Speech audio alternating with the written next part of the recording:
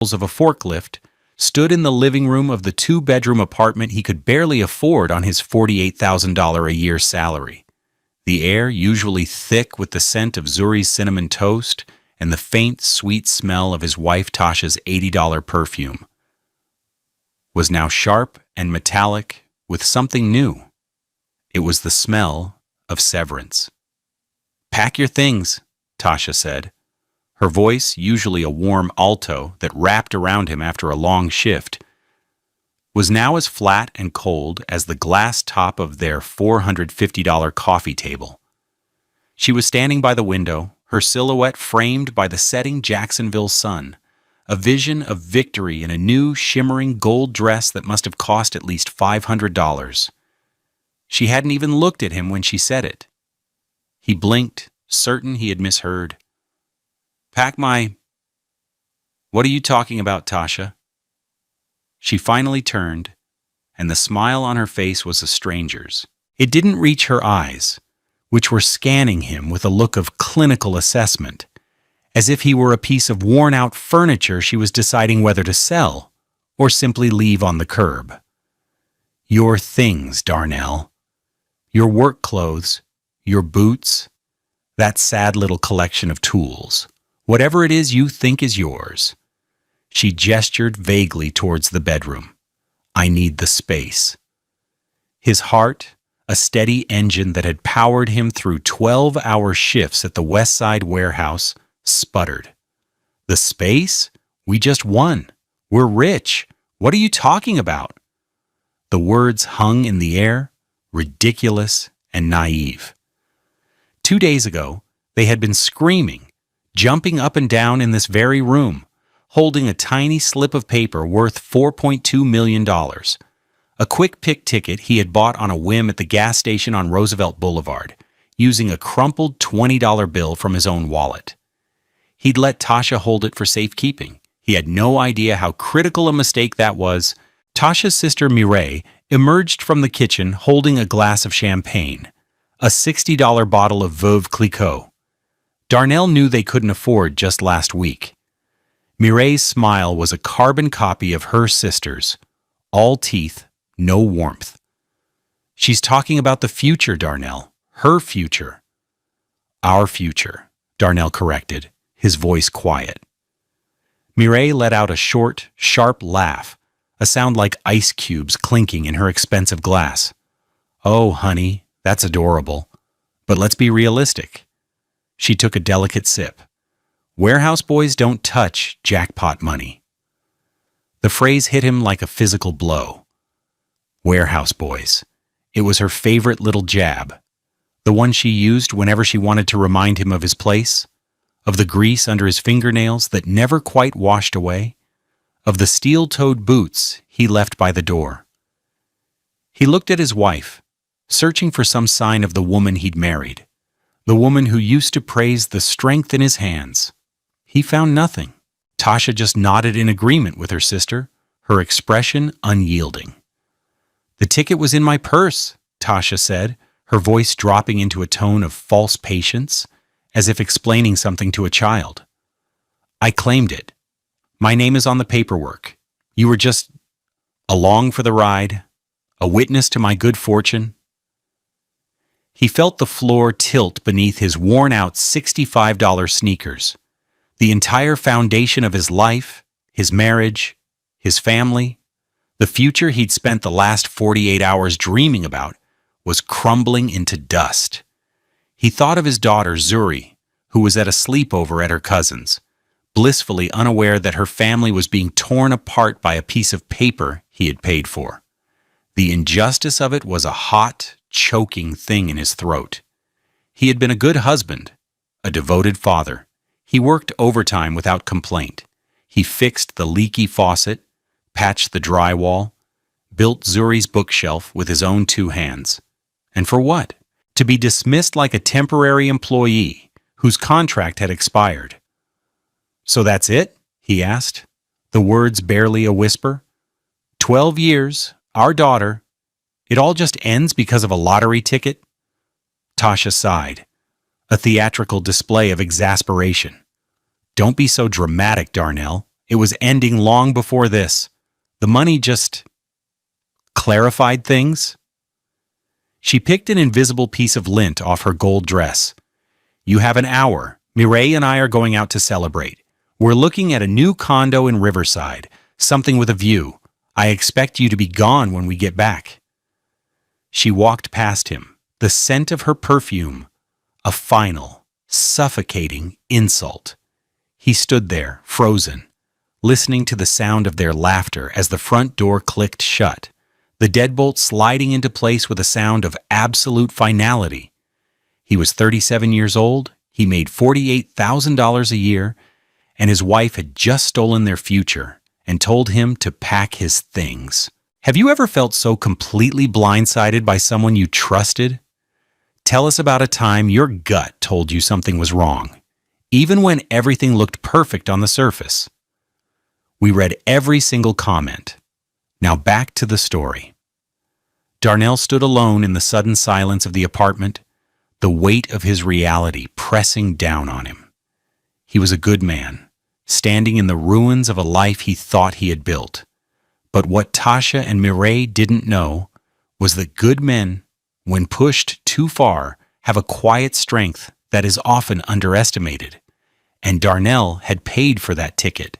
He remembered every detail. Their life before the ticket had been a carefully managed ledger of debits and credits. Their $1,350 a month apartment on the west side of Jacksonville was neat, if a little cramped. Darnell's 2012 Toyota Camry, with 187,000 miles on the odometer, was paid off, a small victory he cherished. Tasha drove a 2019 Honda Civic, a reliable car with a $280 monthly payment that sometimes felt like a stretch. Their budget was a tightrope walk. Darnell's $48,000 salary covered the essentials, while Tasha's part-time job as a receptionist at a dental office, bringing in about $19,000 a year, paid for Zuri's dance classes, the occasional dinner out at a place like Chili's, and Tasha's growing collection of brand-name purses, most of them bought on sale at the St. John's Town Center. Darnell's world revolved around two things: the hum of his forklift and the sound of his daughter's laughter. He found a simple, grounding satisfaction in his work. He was good at it. He could maneuver a 4,000-pound pallet of paper goods through a narrow aisle with the precision of a surgeon. His supervisor, a man named Henderson, valued him. "Darnell, you're the spine of this warehouse," he'd say, clapping him on the back. The praise was worth more to Darnell than the modest paycheck. His true wealth, however, was Zuri. She was 8 years old, a brilliant, bubbling fountain of joy with her mother's smile and his steady, observant eyes. Her dark brown skin was luminous, and her hair, which Darnell had learned to braid into neat sections, was adorned with colorful plastic beads that clicked and clacked when she ran. Every evening, after he'd scrubbed the warehouse dust from his hands, he would sit with her at their small, $150 IKEA dining table and help her with her homework. He loved the way she would chew on her pencil, her brow furrowed in concentration, and the explosive joy on her face when she finally solved a difficult math problem. He packed her lunch every morning: a turkey and cheese sandwich with the crust cut off, a bag of baby carrots, a juice box, and a note written on a napkin. "Have a great day, my superstar. Love, Daddy." Tasha loved Zuri too, but her love was expressed differently. It was in the perfectly coordinated outfits she bought for her, the expensive-looking bows for her hair, the photos she posted on social media captioned, "My Princess." She managed their family's image, while Darnell managed its heart. The cracks in their marriage were subtle, hairline fractures they both pretended not to see. Tasha had grown restless. She dreamed of a life she saw on reality television, a life of gleaming kitchens, European vacations, and effortless luxury. She'd started making comments that stung Darnell more than he ever let on. "Is this all there is?" she'd ask, gesturing around their small living room. Or she'd see a commercial for a $70,000 Lexus and sigh, "Must be nice." Her sister, Mireille, who was divorced from a man with a mid-level corporate job and lived in a constant state of aspiring glamour, fed Tasha's discontent. Mireille saw Darnell's steady, blue-collar life, not as a foundation, but as an anchor holding her sister back. The night they bought the ticket was unremarkable. It was a Tuesday around 7:15 p.m. Darnell had just finished a 10-hour shift. He was tired, his muscles aching, but Zuri needed poster board for a school project due the next day. He stopped at the CVS on Roosevelt. On his way out, he saw the Powerball sign blinking in the window of the gas station next door. The jackpot was high. On a whim, he walked in. The air smelled of stale coffee and gasoline. He went to the counter, pulled a worn leather wallet, a gift from Tasha 5 Christmases ago, it probably cost $40, from his back pocket, and took out a $20 bill. He asked the cashier for a $2.50 quick pick. He remembered the cashier, a young man with a tired expression, sliding the ticket across the counter. Darnell took it, and as he always did out of habit, he pressed his right thumb firmly onto the blank space on the back before folding it and putting it in his shirt pocket. When he got home, Tasha was on the couch, scrolling through her phone. "You get the poster board?" she asked without looking up. "Yeah, it's in the car," he said, pulling the lottery ticket from his pocket. "Got us a ticket too, feeling lucky." She glanced at it, a flicker of interest in her eyes. "Give it here. I'll put it in my purse for safekeeping. You'll just lose it in the laundry." He handed it to her. It was a simple, trusting gesture, the kind a husband makes 1,000,000 times. He watched her tuck the small piece of paper into a zippered compartment of her $350 Michael Kors handbag. He didn't think about it again. He went and helped Zuri glue pictures of planets onto her poster board, the smell of Elmer's glue filling their small kitchen, a far more real and present scent than the distant dream of a lottery win. They had no idea that simple exchange, the passing of a folded piece of paper, was the beginning of the end. The day after the drawing, Tasha was the one who checked the numbers. Darnell was at work, loading a truck bound for Orlando. His phone buzzed in his pocket. It was Tasha. He ignored it. Company policy. It buzzed again and again. On the 5th call, a prickle of unease ran down his spine. He excused himself and answered. "We won," Tasha whispered, her voice tight with disbelief and euphoria. "Darnell, we won." He didn't believe her. He made her read the numbers to him 3 times. He checked them against the results on his phone. They matched. All of them. The world tilted. $4.2 million after taxes. It wasn't a mega jackpot, but it was enough to change everything. He left work early for the first time in his life, his heart pounding a frantic rhythm against his ribs. The first 48 hours were a blur of joyous disbelief. They held each other, they cried, they danced with Zuri in the living room, telling her they could finally buy a house with a big backyard for her to play in. Zuri, with the unfiltered honesty of a child, asked, "Does this mean Daddy doesn't have to go to the warehouse anymore?" Darnell had smiled. "Maybe not, sweetie, maybe not."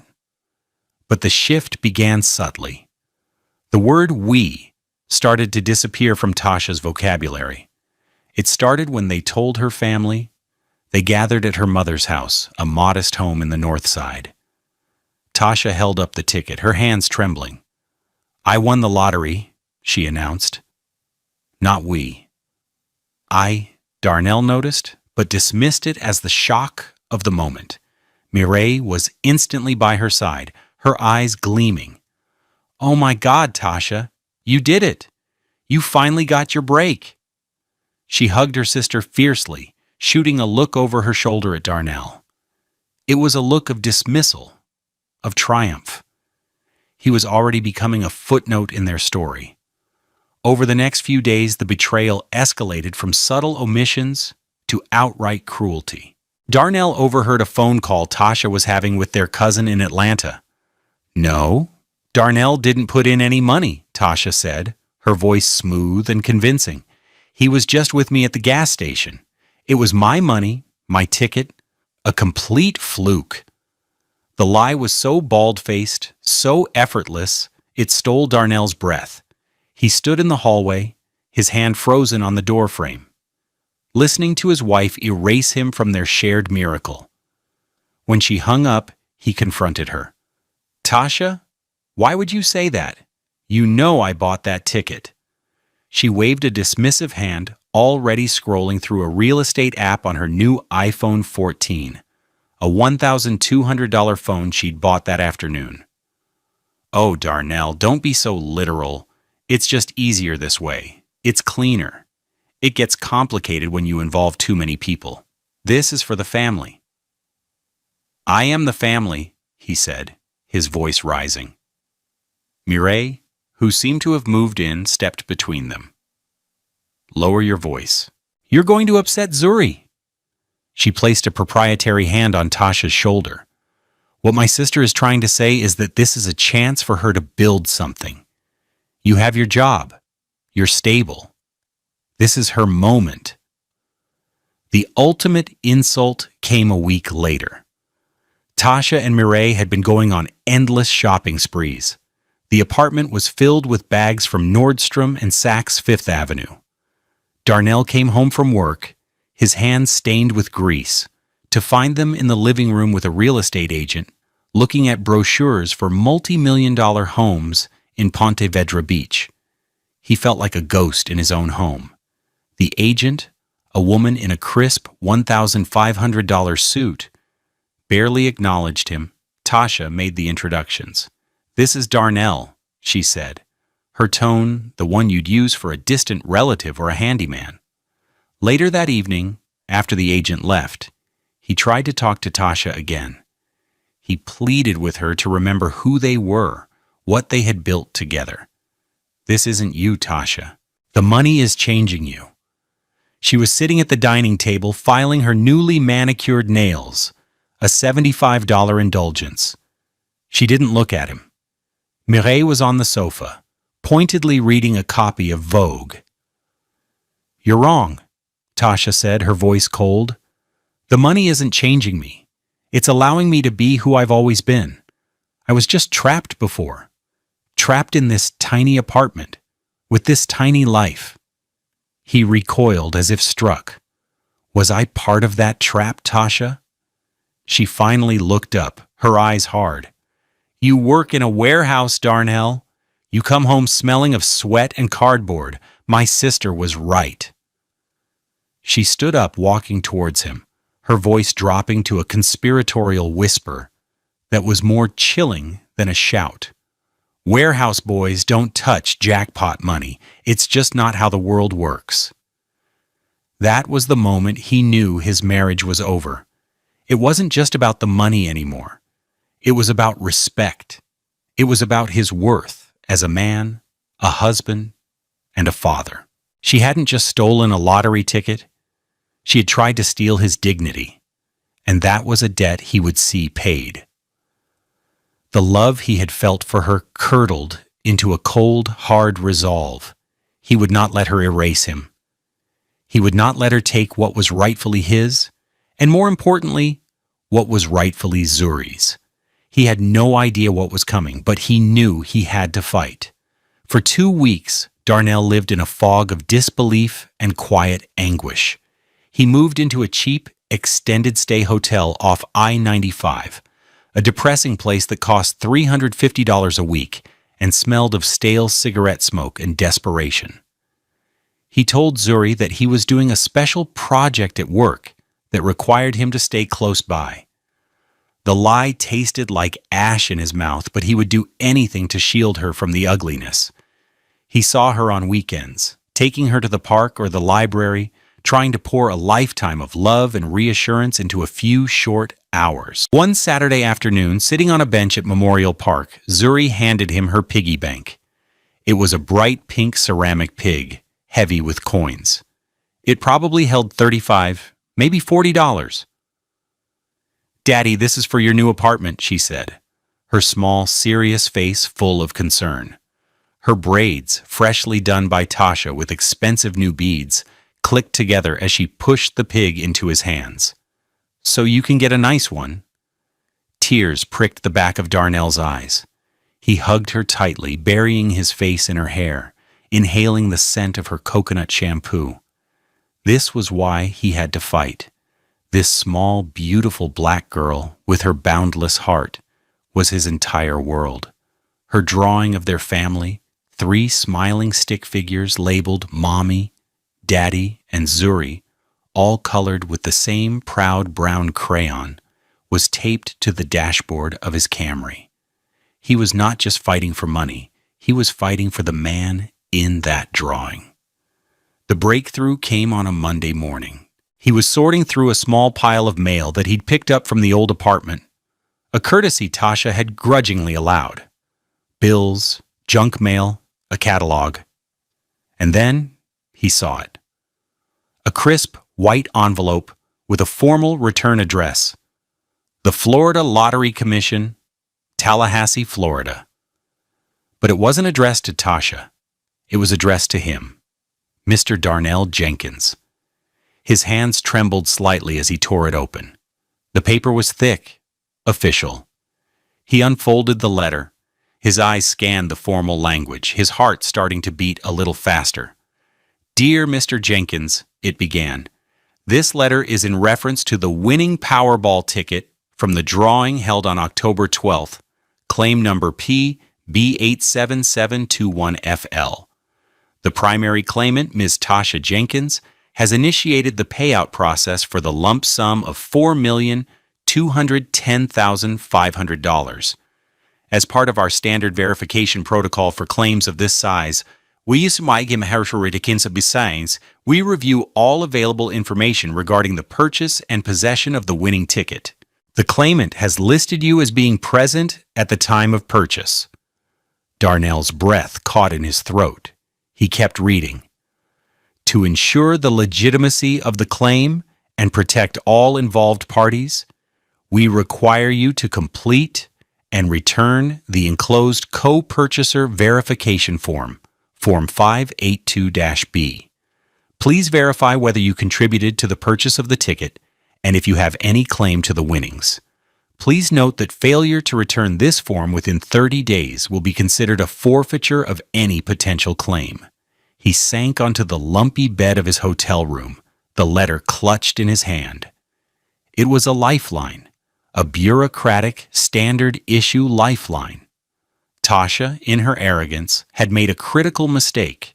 To seem credible, she had to admit he was there, but in doing so, she had opened a door. The Lottery Commission, in its methodical, process-driven way, had given him a voice.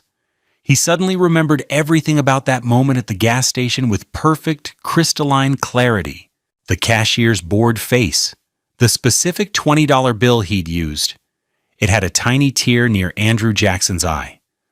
The security camera, a small black dome mounted on the ceiling right above the counter.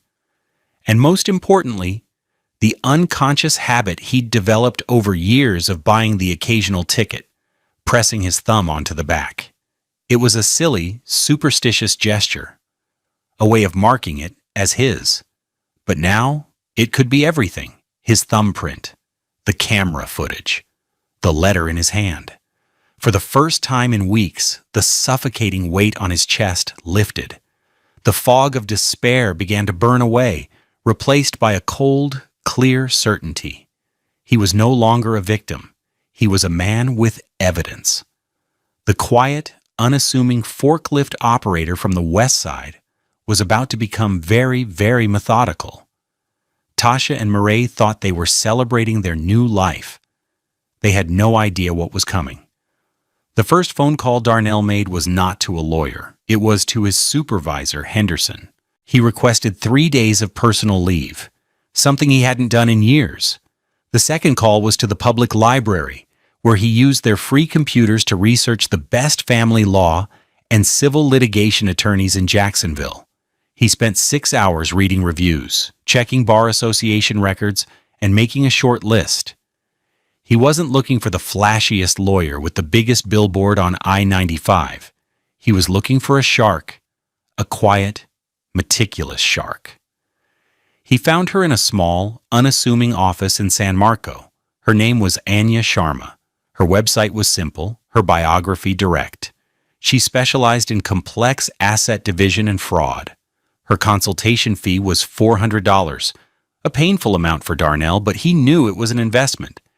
He sat across from her in a leather chair that probably cost more than his entire wardrobe. Ms. Sharma was a sharp, elegant woman in her late 40s with a calm, penetrating gaze. She listened to his entire story without interruption, her fingers steepled under her chin. Darnell laid everything out: the years of his marriage, his salary, Tasha's growing discontent, the purchase of the ticket, the overheard phone calls, the warehouse boy's comment, and finally, the letter from the Lottery Commission. He handed it to her. She read the letter twice, her expression unreadable. Then she looked at him. "Mr. Jenkins," she said, her voice precise, "your wife has committed a breathtakingly stupid act of fraud. Arrogance is the Achilles heel of every amateur criminal." A wave of relief washed over Darnell. She believed him. "You mentioned two key pieces of potential evidence," she continued, her tone shifting into a strategic gear. "A security camera and a thumbprint. Let's start there." Over the next 3 days, they moved with quiet efficiency. Ms. Sharma's first action was to file a formal petition with the court to preserve evidence, specifically the video footage from the gas station on Roosevelt Boulevard. Her paralegal, a brisk young man named David, served the notice to the gas station's corporate owner that same afternoon. The cost for the filing and service was $280. Next, Ms. Sharma drafted a notarized affidavit for Darnell. In it, he swore under penalty of perjury to the exact circumstances of the ticket purchase. He detailed the time, 7:15 p.m., the cash he used, and the fact that he had pressed his thumb onto the back of the ticket. Getting it notarized at a local bank cost him $10. Then came the most critical part. Ms. Sharma drafted Darnell's official response to the Lottery Commission. It included a copy of his notarized affidavit and a formal declaration of his 50% claim to the winnings.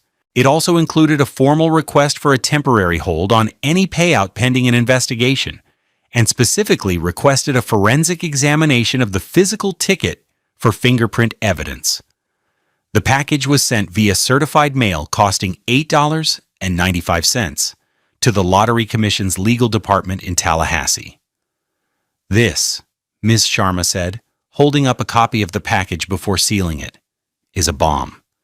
We just have to decide exactly when and where it goes off. Your wife mentioned a press conference?" Darnell nodded. "Tasha loves attention. She said they're giving her one of those giant checks. It's in 3 weeks, at the Hyatt Regency downtown." Ms. Sharma smiled, a thin, satisfied expression. "Perfect. Theatrics are always more effective when they're public." Her fee was $600 per hour, and Darnell knew the bill would be staggering. But for the first time, he felt like he was in control. He was no longer just a warehouse boy. He was a client. The next 3 weeks were the longest of Darnell's life. He had to live a lie, pretending to be a broken, defeated man, while a legal machine was quietly grinding into motion behind the scenes. He returned to his job at the warehouse, the familiar rumble of the forklift a comforting constant in a world turned upside down. His co-workers knew something was wrong. He was quieter, his usual easy smile gone. He told them he was going through some family trouble, a vague explanation they were kind enough to accept without prying. He continued his weekend visits with Zuri. They were a painful mix of joy and sorrow. He had to listen to her excited chatter about the new big house mommy is buying and the fancy party they were going to have. He would just nod and smile, a hollow ache in his chest. How could he explain to his 8-year-old daughter that her mother was trying to steal their future? He couldn't. He just held her hand a little tighter, read her favorite stories with a little more feeling, and prayed she would be okay. The phone calls with Tasha were exercises in supreme self-control. She would call him, her voice dripping with condescending pity. "Darnell, are you doing okay? I can send you some money if you need it. Maybe $1,000 to help you get on your feet." "I'm fine, Tasha," he'd say, his voice level. "Good. Because things are just getting so amazing over here. Mireille and I put a down payment on a lease for a Mercedes G-Wagon. It's white. It costs $1,800 a month, can you believe it? And we're going to the press conference next week. You should watch it on the news. You can say you knew me when." Each word was a little twist of the knife. He knew she was trying to gloat, to rub his face in the dirt. He let her. He played the part of the forgotten man perfectly. "That's great, Tasha. I'm happy for you." What she didn't know was that after each call, he would email a summary of the conversation to Miss Sharma, documenting every boast, every lie. He was building a case not just in court, but in the court of character. One evening, Mireille called him. Her voice was syrupy sweet, which immediately put him on high alert. "Darnell, hi. Tasha and I were talking. We feel bad about how things went down. We want to be fair. We're prepared to offer you a one-time settlement. $50,000? Tax-free. All you have to do is sign a little piece of paper saying you have no claim to the ticket." $50,000. It was more money than he'd ever seen in one place.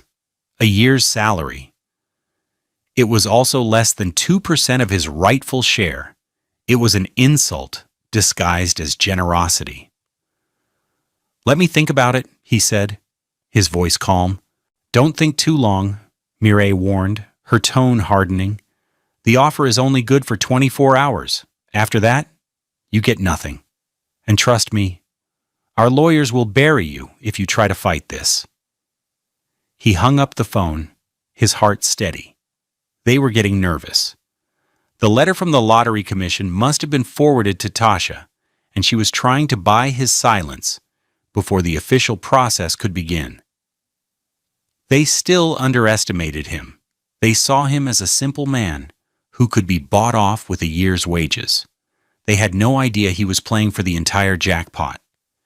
He emailed Ms. Sharma with the details of the offer. Her reply was swift and short. "Excellent. More evidence of their intent to defraud. Stay the course." He was staying the course. The press conference was in 2 days. The day of the strike arrived cloaked in the humid gray of a Jacksonville morning. Darnell didn't go to work. At 10 a.m., he was sitting in Ms. Sharma's conference room, wearing the best suit he owned. A simple black suit that cost $250 from Men's Warehouse, purchased 5 years ago for a cousin's wedding. Beside him, Ms. Sharma was a portrait of calm authority in a charcoal gray Armani suit that probably cost $3,000. On the large screen at the end of the room, a local news live stream was just beginning. The Chiron read, "Jacksonville mom claims $4.2 million Powerball prize." The camera panned across the ballroom at the Hyatt Regency on the riverside. It was exactly as Tasha had dreamed. A podium, a backdrop plastered with the Florida Lottery logo, and a crowd of reporters and photographers. Darnell saw Mireille in the front row, looking smug in a bright red dress. And then Tasha walked to the podium, beaming, wearing a custom-made white dress that looked like it cost a fortune. Her hair was styled in an elegant updo, and her deep brown skin was glowing under the television lights. She looked like a queen, taking her throne. "Good morning," Tasha began, her voice smooth and confident. "I am just so overwhelmed, so blessed. This is a dream come true, not just for me, but for my beautiful daughter Zuri." Darnell's jaw tightened. She was using their daughter as a prop in her grand deception. Ms. Sharma glanced at her watch. "The process server is in position. He'll move on my signal." On the screen, a lottery official, a man named Howard Vance, director of communications, was stepping up to the podium. He was holding a giant ceremonial check made out to Tasha Jenkins for the amount of $4,210,500. The cameras flashed, a storm of light. "On behalf of the Florida Lottery," Mr. Vance said, his voice booming, "it is my great honor to present this check to—" "Now," Ms. Sharma said quietly into her phone. On the screen, Darnell saw it happen.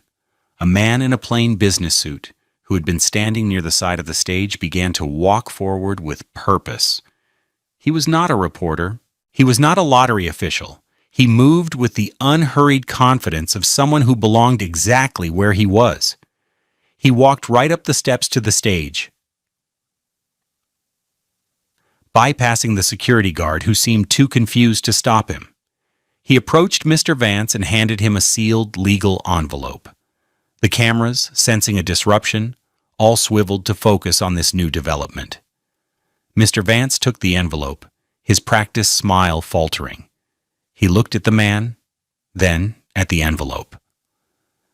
Tasha's smile froze on her face, a brittle, painted thing. She looked from the process server to Mr. Vance, a flicker of confusion in her eyes.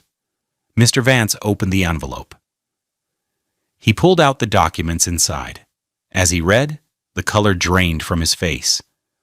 The jovial master of ceremonies was gone, replaced by a man staring at a corporate crisis unfolding on live television. He looked up from the papers, his eyes finding Tasha's. The silence in the ballroom was suddenly deafening. The reporters were leaning forward, their microphones raised. "What is it? What's wrong?" Tasha whispered, her voice a panicked hiss, just loud enough for the podium microphone to pick up. Mr. Vance cleared his throat. He looked out at the sea of confused faces and flashing cameras.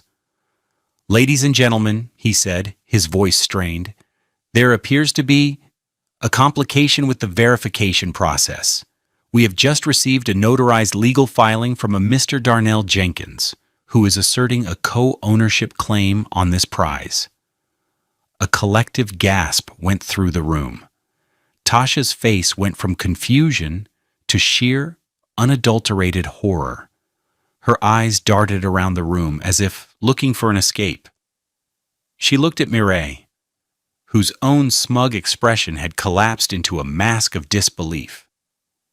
"The filing," Mr. Vance continued, his voice regaining some of its official gravity as he read directly from the document, "alleges that Mr.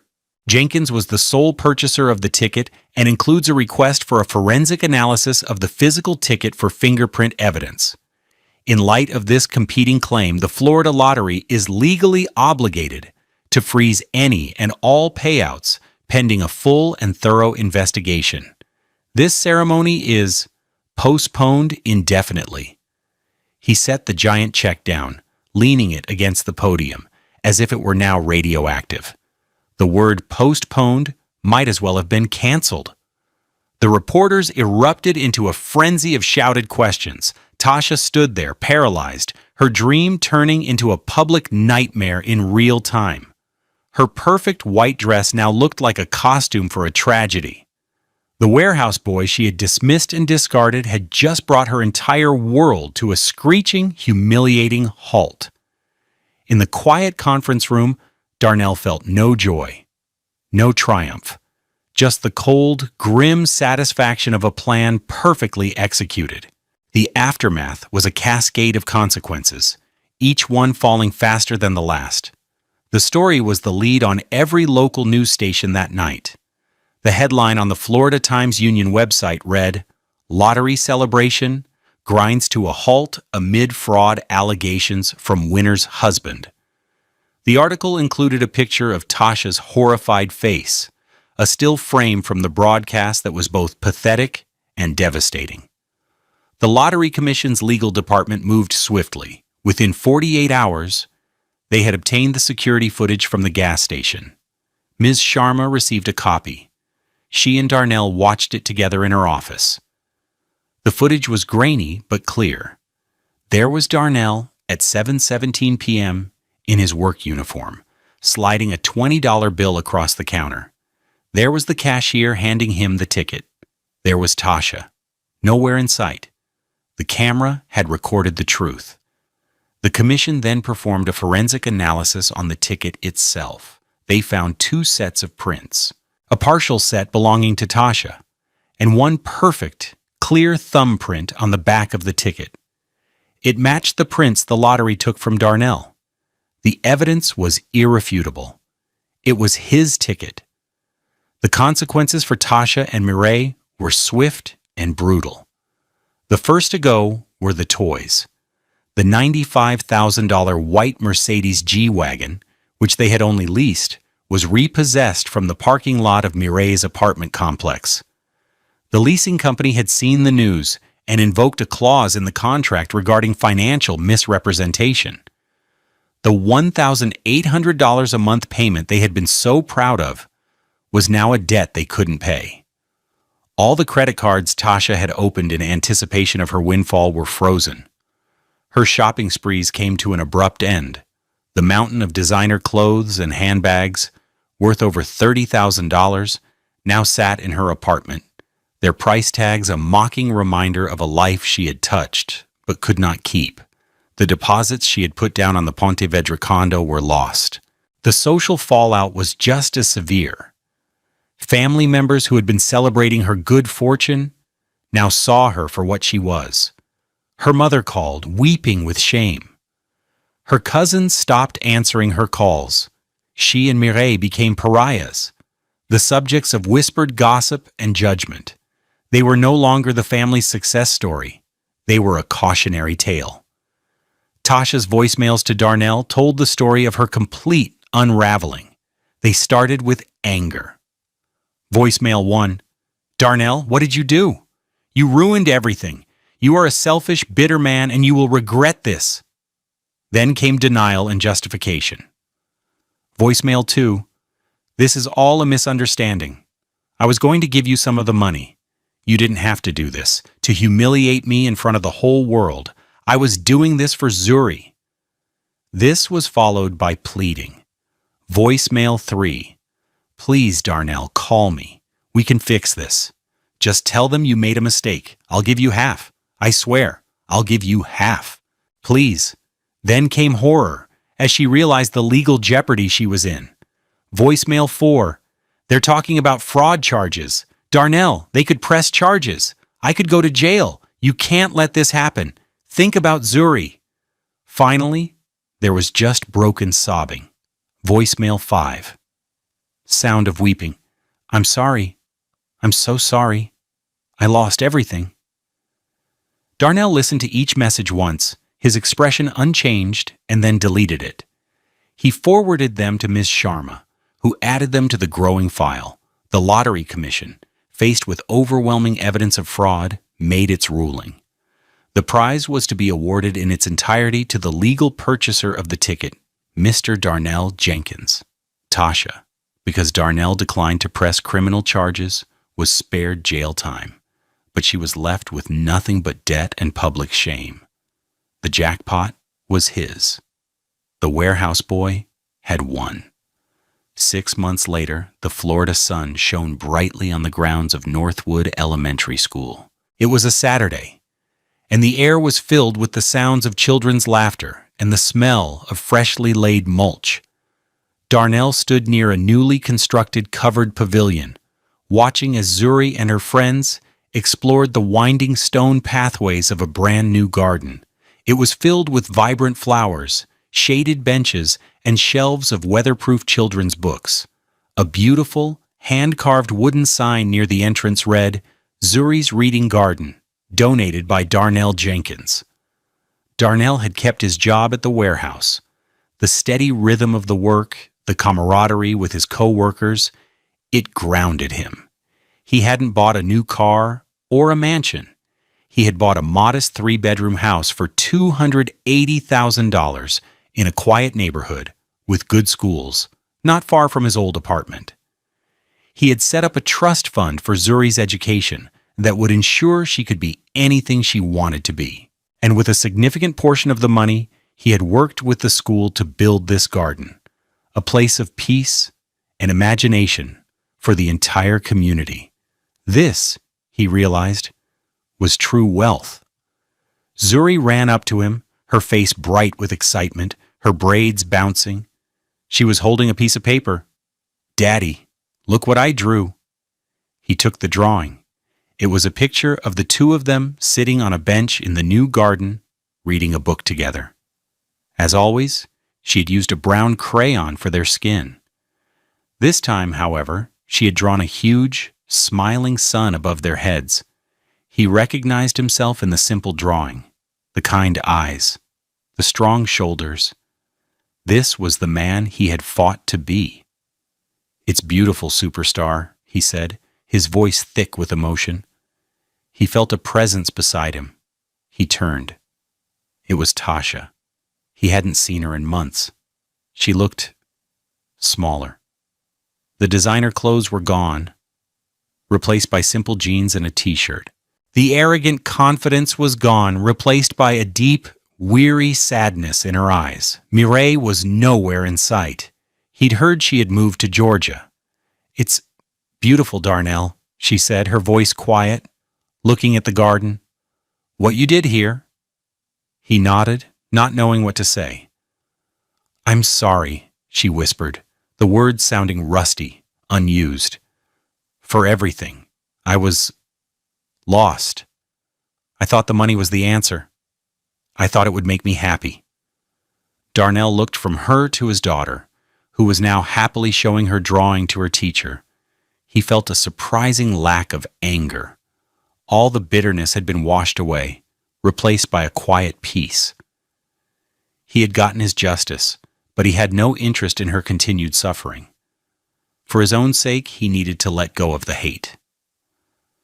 "I forgive you, Tasha," he said, and he meant it. "For my peace, not for yours. I hope you find what you're looking for." She gave him a watery, grateful smile and walked away, disappearing into the crowd of parents. He knew their story was over. A new one, his and Zuri's, was just beginning. As he watched his daughter, a simple truth settled over him. Money doesn't build a life. Character does. Money can buy a house, but it can't buy a home. It can buy luxury, but it can't buy respect. True wealth isn't about what you have in the bank. It's about what you build in the world, the love you give, and the man your child sees when she draws a picture of her father. Some people spend their whole lives chasing a jackpot, never realizing the real prize is the love and dignity they throw away in the pursuit. He had almost lost it all, but in the end, he had won more than just the lottery. What do you think is the true measure of a person's wealth? Is it their bank account or the impact they have on their community? Share your thoughts in the comments below. We believe stories like Darnell's can change the world, one comment, one share at a time. Thank you for being part of our community.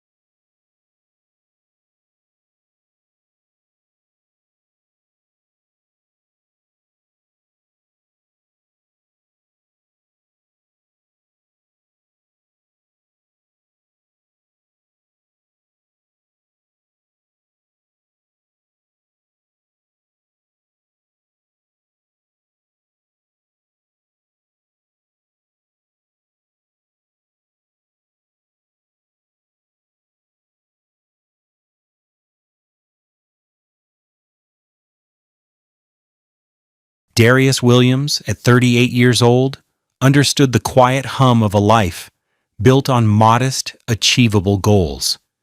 His salary as a community college math instructor was a predictable $54,000 a year, a number that felt both solid and profoundly limiting. He lived in the upstairs unit of a duplex in the historic Treme neighborhood of New Orleans, a property his grandmother, his beloved Mama B, had left him. It wasn't a palace, but its cypress bones were soaked in the history of his family, of jazz funerals and second lines parading right past the front door. It was his. And on this Thanksgiving afternoon, sitting in his brother-in-law's sterile, oversized living room, that sense of ownership felt like the only thing he truly possessed. The air in the $1.2 million Lakeview McMansion was chilled to a precise 68 degrees, a stark contrast to the humid warmth of a New Orleans November. It was an environment as curated and emotionally distant as its owner, Tasha's brother, Marcus. Marcus stood at the head of a massive 12-foot mahogany dining table that had cost, as Tasha had breathlessly informed Darius, a staggering $14,000. He was carving a 22-pound turkey with an electric knife that whirred with obnoxious efficiency. Marcus, a man whose suit started at $3,000 and whose smile never quite reached his eyes, was the sun around which Tasha's world revolved. Darius, in his $80 department store slacks and a simple button-down shirt, felt like a distant, irrelevant moon. "Another perfect bird, son," Marcus's father said, raising his glass of 20-year-old scotch, a $300 bottle opened for the occasion. Tasha, Darius's wife of 4 years, sat beside him. Her deep brown skin, usually so warm and radiant, seemed to absorb the cold light of the room. She was wearing a silk dress that cost more than Darius's bi-weekly paycheck, a shimmering $2,800 garment that made her look like a stranger. She hadn't looked at him, not really, since they arrived in their 2012 Toyota Camry with 187,000 miles on the odometer, parking it apologetically behind Marcus's gleaming new black Porsche Cayenne, a $90,000 monument to his success in commercial real estate. The table was laden with food, but an unspoken tension soured the air. It was a familiar feeling, the annual gathering where Darius's quiet stability was held up against Marcus's explosive wealth and found wanting. He was used to the subtle digs, the patronizing questions about his little college, the feigned interest in his students. He had learned to swallow it, to retreat into a quiet space in his mind where the geometry of his life made sense, even if no one else saw its elegance. But what came next, he could not swallow. Marcus finished his carving, placing a perfect slice of white meat onto his fiancée's plate. He then held up the platter. "Who wants what?" he boomed, his voice echoing slightly in the cavernous room with its 20-foot ceilings. Tasha sighed, a sound so full of theatrical despair that it commanded the attention of the entire table. She stared at the two men, her husband, the quiet math teacher, and her brother, the conquering hero of finance. The silence stretched. Then, she turned her gaze not to Darius, but to her mother, seated across the table. Her voice, when it came, was clear, cold, and carried the deliberate weight of a wrecking ball. "You know, Mama," Tasha said, a bitter little smile playing on her lips. "Sometimes I think I should have married your brother." She didn't say which brother. She didn't have to. Every eye at the table, all 12 of them, flickered from Marcus's triumphant smirk to Darius's stunned face. The words hung in the refrigerated air, brutal and absolute. Wrong brother, wrong life, wrong everything. It wasn't just an insult. It was a public declaration of his inadequacy, a final verdict on their marriage, delivered in front of the two families. Darius felt the blood drain from his face. The whir of the electric knife had stopped, but a high-pitched ringing started in his ears. He looked at Tasha, his wife, and saw only a stranger who had just gutted him in the heart of her family's palace. He had no idea, in that moment of profound humiliation, that this was not the deepest betrayal she was capable of. He had no idea what was coming. Have you ever been made to feel small by someone who was supposed to love you the most? Tell us your story in the comments below, because sharing can be the first step toward reclaiming your power. The marriage hadn't always been a stage for public humiliation. In the beginning, there was a facade of domestic normalcy, a carefully constructed play where they were just a regular couple building a life. But even then, the cracks were there. Tiny fissures of financial resentment that Darius had tried his best to ignore. He remembered the day they went shopping for a sofa, about 6 months after their wedding. They had walked into a high-end furniture store in the warehouse district, a place that smelled of expensive leather and polished wood. Tasha had fallen in love with a sprawling, cloud-like sectional sofa in a shade of cream that seemed destined for stains. It was a piece from Restoration Hardware, and its price tag read $5,250. "Isn't it perfect, baby?" she had whispered, running her hand over the luxurious fabric. "Can you just imagine it in the living room? It would change everything." Darius did the math in his head. $5,250 was nearly 3 of his monthly paychecks. It was an impossible sum. "Tasha, it's beautiful, but we can't afford this," he said gently, his voice low so the salesperson hovering nearby wouldn't hear. "That's more than my emergency fund." Her face fell. The light in her eyes, which had been sparkling with desire, flickered out. "But Marcus just bought a whole living room set for 20 grand, she muttered, the comparison slipping out as naturally as a breath. He didn't even blink. "We're not Marcus, Tasha," Darius had replied, the words feeling tired even then. They ended up at a more modest furniture store on the West Bank, buying a perfectly nice, sturdy gray sofa for $1,200. Darius paid for it with his credit card, planning to pay it off over the next 6 months. As the delivery men set it up in their living room, the upstairs unit of his duplex, with its charming but slightly uneven wood floors, he tried to feel a sense of accomplishment. They had a new sofa. They were making a home. But Tasha looked at the $1,200 sofa with a quiet, simmering disappointment. To her, it wasn't a symbol of their shared effort. It was a monument to their limitations.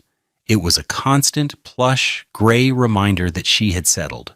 He would often find her scrolling through Marcus's social media feed on her $1,100 iPhone, her face illuminated by pictures of his brother's latest acquisition, a boat, a trip to Bali, a new watch that cost more than their Camry. The silence in the room would be thick with her unspoken dissatisfaction. Their home in the Treme was a place of deep meaning for Darius. He'd grown up visiting his Mama B there, listening to her stories of the neighborhood, of the musicians and artists who had lived on their street. The house itself was a classic shotgun duplex, long and narrow. The downstairs unit had been vacant since his grandmother passed, a space filled with dusty furniture and memories. He and Tasha lived upstairs, in a 2-bedroom unit he'd lovingly repainted himself. He'd spent weekends refinishing the original heart pine floors, his hands sore, but his heart full. He saw the house not as an asset to be leveraged, but as a legacy to be cherished. Tasha saw it as a prison. "This place is so small," she'd complain, standing by the window that overlooked the vibrant, sometimes noisy street. "And it's old. I heard the floorboards creak again last night. Why don't we sell it? We could get a good price, maybe $500,000. We could use that for a down payment on a real house, in Lakeview, or even Metairie." "This is a real house, Tasha," Darius would say, looking up from his laptop where he was preparing lesson plans for his algebra students. He'd sit at their small, $200 IKEA dining table, the only one that would fit in the space. My grandmother left it to me. It's paid off. We live here for free, other than taxes and insurance. Do you have any idea what a gift that is? It's not a gift if it's holding us back, she'd snap. Her words were sharp, designed to cut. She saw his sentimentality as a weakness, a character flaw that was costing her the life she believed she deserved, the life her brother had. The cruelty became more frequent, more casual, as if she were practicing for the main event at Thanksgiving. One evening, about a year before the disastrous holiday dinner, she came home from her job as a manager at a luxury boutique in the French Quarter. She tossed her $1,500 Louis Vuitton purse onto the gray sofa with a thud. "I just can't do this anymore, Darius," she announced.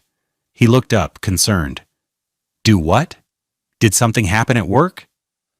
"No, this," she said, gesturing around their cozy, book-filled living room. "This life. My friend Janine at work, her husband just got a promotion. He's a pharmacist, and they're moving into a gated community in Mandeville. And I'm married to a community college math instructor. A math instructor. Darius, you're 38 years old. Marcus is 35, and he just closed a 7-figure deal. He's flying his fiancée to Paris for her birthday next month. On a private jet." "Good for him," Darius said, his voice flat. He refused to be drawn into the comparison game. "I'm proud of my job. I help people who are trying to get a better life. People who didn't have the advantages Marcus had." She laughed, a short, ugly sound. "Oh, please. You're teaching basic fractions to adults for $54,000 a year? You're not changing the world? You're stuck. And you're keeping me stuck with you." Each word was a carefully aimed stone, and they all hit their mark. He felt a familiar, dull ache in his chest. The outrage accumulated in small, painful doses, a slow poisoning of the love he thought they had. He started to see that her love was conditional, its currency measured in square footage and brand names. He was a good man, a kind man, a steady man. But in Tasha's ledger, his goodness was worthless. It couldn't be spent. He had no idea that she had already found a way to cash in on the one valuable thing he possessed, without his knowledge or consent. The foundation of their life together was not just cracked, it was built on a sinkhole of deceit, and it was about to swallow him whole. The pressure began subtly, a few weeks after that Thanksgiving. It started with Marcus. He began visiting the duplex more often, showing up unannounced on Saturday afternoons when Darius was grading papers. He'd walk through the downstairs unit, his expensive Italian leather shoes, a $900 pair of Testonis, scuffing against the dusty floors. "You know, D," he'd say, using a nickname that sounded wrong coming from him. "You're sitting on a gold mine here." He'd tap a wall with his knuckles. "The bones are good. Location is everything in this city, and Treme is hot right now. You could get $500,000 for this place, easy. Maybe more if you fixed it up." Darius would just nod. "I like it the way it is, Marcus. It has history." "History doesn't pay the bills," Marcus would counter with a slick smile. "Assets should be working for you, not just sitting there gathering dust. You gotta think like an investor." He treated Darius not like a brother-in-law, but like a particularly slow client who couldn't grasp the brilliant advice he was offering for free. His suggestions were always criticisms in disguise, each one a small erosion of Darius's authority in his own home. Then Tasha would pick up the thread. Her approach was more emotional, more manipulative. She'd bring it up late at night when he was tired and his defenses were down. "Baby, Marcus has this great idea," she began one evening, curling up next to him on the sofa. She was trying to be affectionate, a tactic she hadn't used in months. "It's for us, for our future." Darius felt a familiar prickle of unease. What idea? He thinks we should add him to the deed on the duplex, she said, her voice a smooth, practiced caress. Just on paper, for tax reasons. He says he can use it as leverage to secure financing for a new development project. He'd give us a percentage of the profits. A big percentage. It would be our nest egg, Darius. The start of a real life. Darius sat up straight. Add him to the deed? To my grandmother's house? Tasha, no, absolutely not. The request felt fundamentally wrong, a violation of something sacred. The house was his last tangible connection to Mama B, to a simpler, more honest world. Tasha's soft demeanor vanished instantly. Her face hardened. Why are you so difficult? Why can't you see a golden opportunity when it's staring you in the face? This is what I'm talking about. You have no vision, no ambition. Marcus is trying to help us, and you're too proud or too stupid to accept it. It's not about pride, Darius said, his voice quiet but firm. It's my house. It was my grandmother's house. The discussion is over. But it wasn't over. For the next 2 weeks, it was a constant two-front assault. Marcus would text him articles about New Orleans real estate trends, with notes like, "See, market's peaking, time to act." Tasha would cycle between pleading, anger, and the cold, silent treatment. She'd leave brochures for new housing developments in Lakeview on his pillow. She'd talk loudly on the phone with her mother about how Darius just doesn't understand money. The pressure was immense, suffocating. He felt like they were trying to wear him down, to break his will. And it was that relentless, coordinated campaign that finally flipped a switch in his mind. Why were they so desperate? If it was just a tax thing, why the full court press? The story didn't add up. The numbers were wrong, and as a math teacher, Darius knew that when the numbers were wrong, the entire equation was a lie. A cold dread began to form in the pit of his stomach. He decided to stop arguing and start investigating. He told Tasha, "Okay, fine, I'll think about it. Let me look into the logistics." The relief on her face was so immediate, so triumphant, that it confirmed his suspicions. She thought she had won. They had no idea what he was about to do. The following Tuesday, at 10:15 a.m., Darius took a personal day from the college. He drove his Camry not to a bank or a financial advisor, but to the Orleans Parish Clerk of Court's office on Loyola Avenue. The building was a formidable block of granite and glass, a place of official records and hard truths. He walked into the Land Records Division on the 4th floor. The air inside was cool and smelled of old paper and ozone from the humming copy machines. He gave the clerk at the counter the address of his duplex in Tremay. "I'd like to see the most recent documents filed for this property, please," he said, his voice steadier than he felt. The clerk, a kind-faced woman with intricate braids adorned with small gold beads, typed the address into her computer. "Williams, Darius," she read. "Okay, I see the original act of sale to your grandmother in 1968, and the succession document transferring title to you. Let's see. 5 years ago?" She squinted at the screen. "Oh, and there's a quitclaim deed filed after that." Darius's heart hammered against his ribs. "A quitclaim deed?" "Yes," she said, turning the monitor toward him. "Filed 3 years ago. It looks like you transferred the property to a Marcus Thorne." Tasha's maiden name was Thorne. Marcus Thorne. The room tilted. 3 years ago.